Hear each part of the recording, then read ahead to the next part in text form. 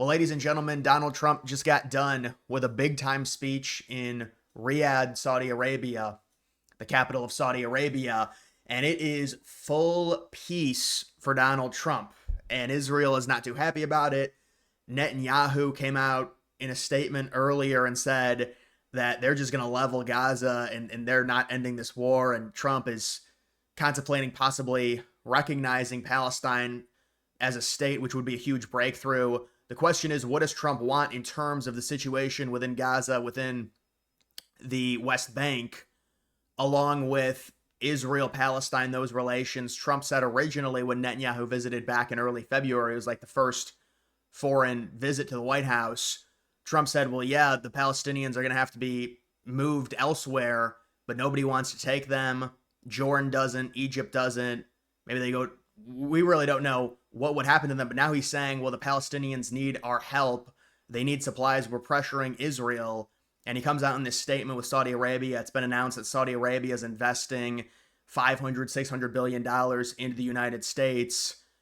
That came out on this trip. And we also have the situation with Qatar and the jet that supposedly has been gifted to Trump, and it's going to go to his library after he is done. It's around a $400 million jet because Boeing is 8 years late on the new Air Force One, and people are saying it's not a good idea. I said that wasn't a good idea because we know in life nothing is ever free. But let's just get to this speech with Trump. You can see him talking about victory speech over globalism. Donald Trump saying that the people of the Middle East built the major cities and how beautiful they are. And it's crucial for the wider world to note this great transformation has not come from Western interventionists or flying people in beautiful planes giving you lectures on how to live and how to govern your own affairs. No, the gleaming marvels of Riyadh and Abu Dhabi were not created by the so-called nation builders, neocons, or liberal nonprofits like those who spent trillions and trillions of dollars failing to develop Kabul, Baghdad, so many other cities. Instead, the birth of a modern Middle East has been brought by the people of the region themselves, the people that are right here, the people that have lived here all their lives, developing your own sovereign countries, pursuing your own unique visions and charting your own destinies in your own way. It's really incredible what you've done. In the end, the so-called nation builders wrecked far more nations than they built, and the interventionists were intervening in complex societies that they did not even understand themselves. They told you how to do it, but they had no idea how to do it themselves. Peace, prosperity, and progress ultimately came not from a radical rejection of your heritage, but rather from embracing your national traditions and embracing that same heritage that you love so dearly. Right, so that is a scalding statement in regards to the neocon globalist agenda of intervention within the Middle East. And Trump is trying to foster a more peaceful situation within the Middle East. It's not the easiest thing in the world, but we know the situation with Israel has turned a bit. Some people saying it's turned so much, it's almost too obvious. There's Elon Musk, by the way. But some people saying, well, I mean, this is crazy at this point with Trump possibly not speaking to Netanyahu now. Netanyahu saying we're going to go on the aggressive against the Hamas in Gaza. And apparently he feels extremely pressured right now based off of the U.S. sentiment. And you also have the thing with Michael Waltz, who was reassigned within the Trump administration.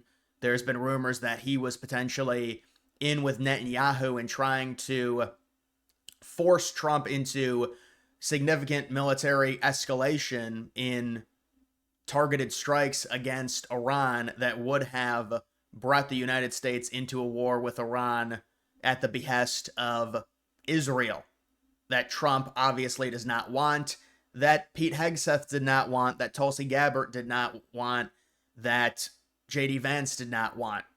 And so the administration is against all of this, and that's why it seems like Trump is getting more and more angry.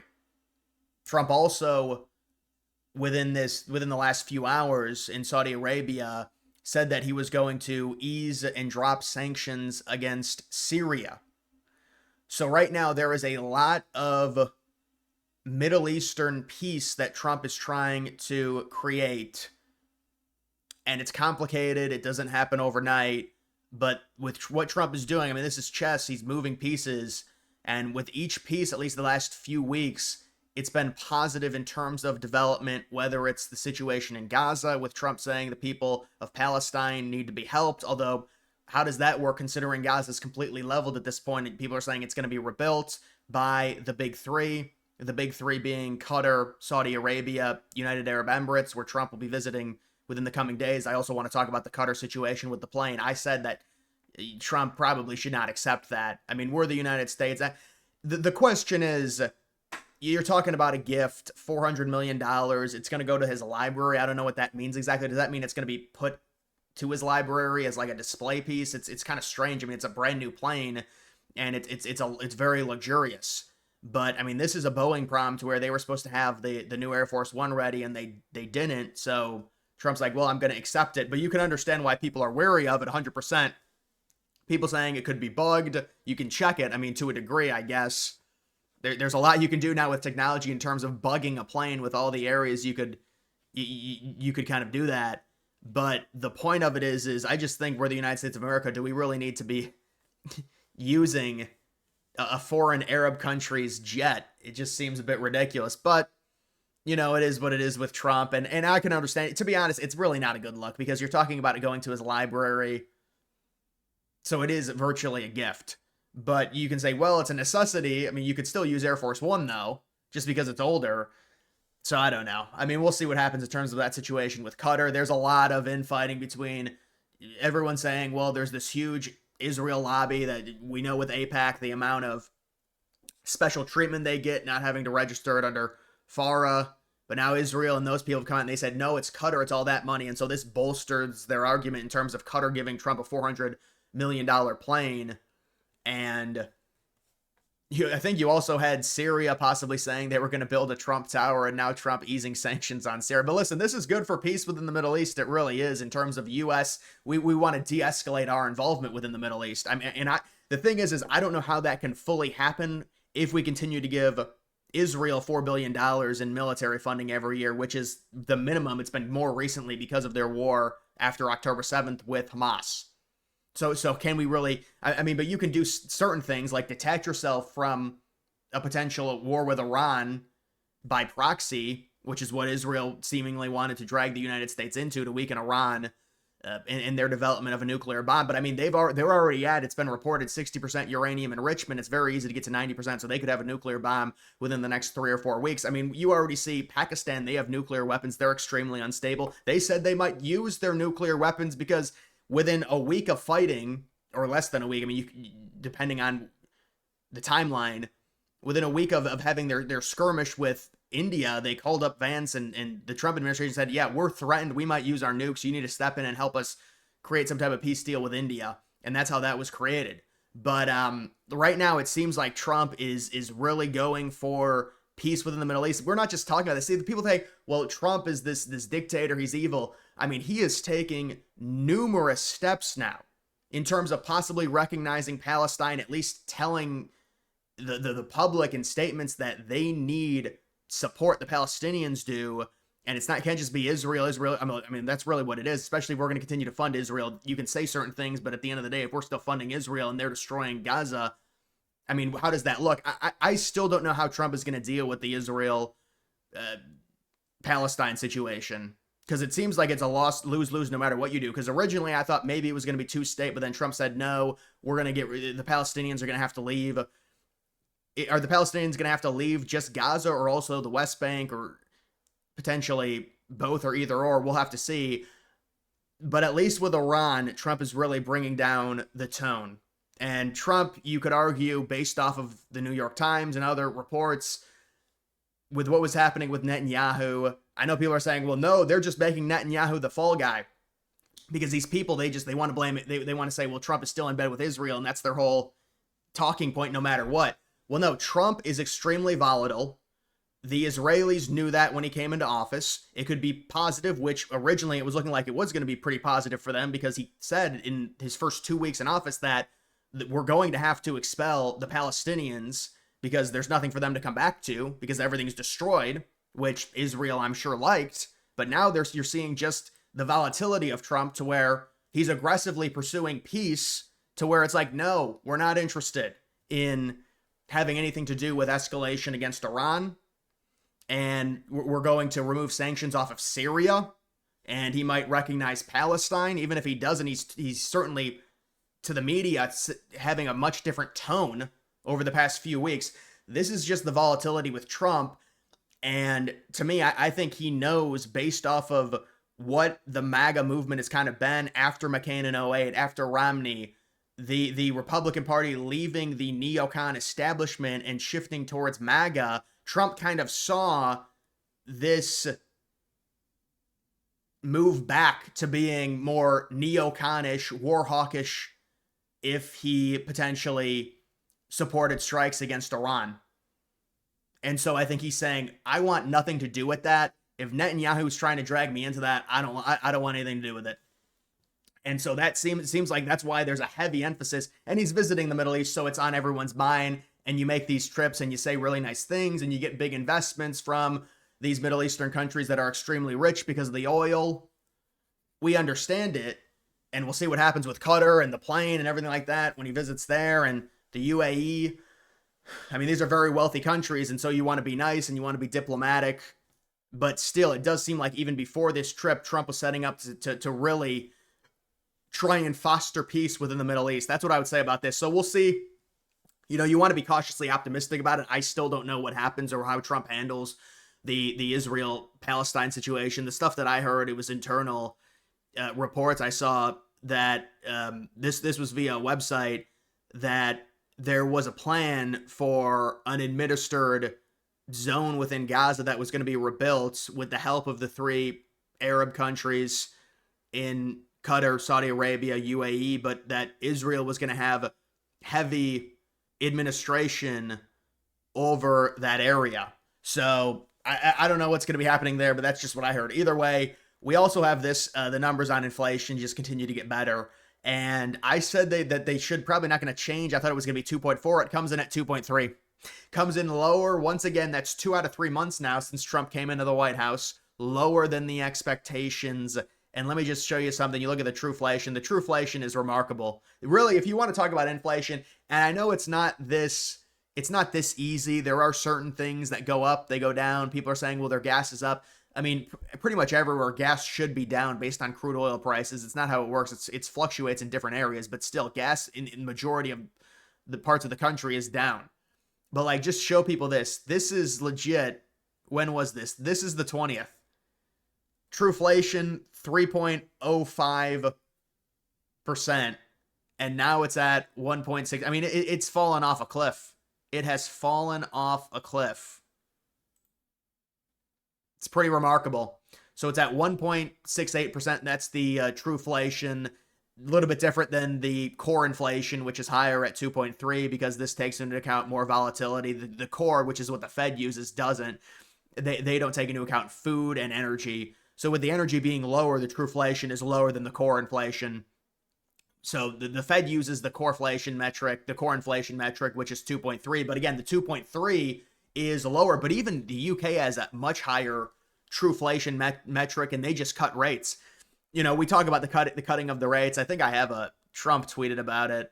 I don't know if it's on here, but yeah, I'm not going to go to that. But Trump tweeted about, oh, Powell needs to cut because of the recent inflation stuff, and it is true. Inflation ticks slightly higher in April as tariff impact looms.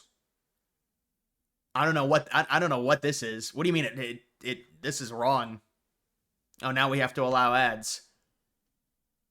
Not going to do that. But the core inflation is down. I don't know if they're looking at a different CPI metric, but either way, when it comes to the inflation, my thought is that the Fed is waiting for the trade deals to be announced. We've only had one trade deal announced. The agreement with China was to negotiate a trade deal.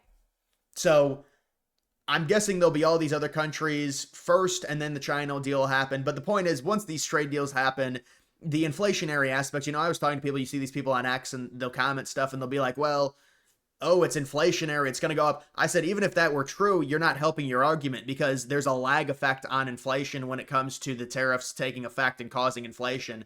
And you could say, well, immediately there's a direct correlation with certain things going up in price, but those are just certain sectors. But I mean, these numbers are really, really good. I will say, I wonder what inflation looks like within May, because we have seen a rise in terms of the stock market the past 2-3 weeks. So I don't know what it'll look like. I know their targeted rate is 2.0. It's 2.3 right now. But as long as I would be surprised if we saw a craze, especially considering a lot of the tariffs have already been brought down to 10%. The Chinese tariffs, a lot of them have brought down to 30, what is it, 35%, 30%? 30%. Although there are still, in terms of Chinese companies, there are still heavy tariffs on them for lower priced goods, but the majority of the tariffs have come down on them. So I think the point is, when it comes to inflation, the numbers are, I thought it was going to be 2.4. The reading is 2.3. That's the core inflation. So it's lower again. And I said it was going to be the same or it was going to be lower. And the inflation, Trump has it under control. You look at the trueflation, the metric, based off of the energy right now, based off of the oil prices per barrel, it's an amazing spot to cut rates, an amazing spot. They're just waiting for the deals to get done. There will be, Powell's already admitted, as long as there's nothing crazy in terms of something that happens that would throw a curveball into all of this, we will get the rate cuts later this year. And it's going to be an amazing bullish time, not just for the stock market, but also crypto. And they tend to work hand in hand to a degree. But with crypto, we're working on the 4-year cycle and hopefully coming up to the really bullish part of it. So the thought is that, well, it's going to be a lot more bullish over the next 4 or 5 months, even the next 3 months, and then the rate cuts come, and it's just like a double, triple whammy that's of goodness that we want. You know, they've said, well, they're not going to cut rates at the next meeting. It's June 18th, and then July 30th, and then September. So maybe the July 30th one is when I think they cut. That would give them time to work out deals, not just with all these other countries, but also China. You work out a deal with all these countries in China, and inflation and trueflation is like, trueflation's under 2%. You have all these deals done. They need to cut immediately, 100%. That would be a July 30th cut. People are saying, well, it'll happen in the fall, so it'll happen in September. Well, that's fine as well. Trump wants it to happen ASAP, I understand. But the point is that we make sure the inflation doesn't affect, or the tariffs don't affect inflation in a way that would cause them not to cut, which I don't think they will, because we've already worked out agreements to lower the tariffs on basically everything outside of the auto industry with all these countries. So the tariffs should have more of a minimal impact on that. To a degree, they could be in certain sectors still slightly inflationary. That's just what it is in terms of there's a period to where if the United States was importing things at a certain price, and then there's a tariff on that, then yes, that could fall onto the consumer in a short-term time frame. But now if you're talking about bringing the tariffs down to what they are, it's going to be different in terms of the impact. Isn't going to be nearly as severe in terms of the inflationary aspect of it. But even like the tariff situation, it's a lag, so we'll really start seeing the impact of the tariffs within the next few months. But I wasn't expecting inflation to go up because of the tariffs in April. And by the way, that's Liberation Day. It was April 2nd. That was Liberation Day. So I mean, you're really talking about the tariffs not having a crazy inflationary, really any inflationary effect, at least countering the stock market. And the stock market even recovered towards the end of April to where it was pre-Liberation Day, after the shock loss. So we'll see what happens in terms of the inflation, but the numbers that I'm seeing have been really, really solid. Either way, guys, that is going to do it for this video. Make sure you like the video down below. Also follow me on X. Link to that's always in the description.